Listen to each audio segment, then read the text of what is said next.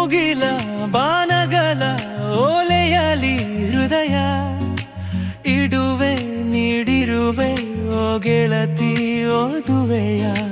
ಮುಗಿಲ ಬಾನಗಲ ಓಲೆಯಲಿ ಹೃದಯ ಇಡುವೆ ನೀಡಿರುವೆ ಓ ಗೆಳತಿ ಓದುವೆಯ. ಈ ಬೆಳನೆ ಓಲೆಯ ಹೇಗೆ ನಾ ಓದಲಿ, ಇದು ಓದೋಲೆಯಲ್ಲ ಬರೆದುಕೋ.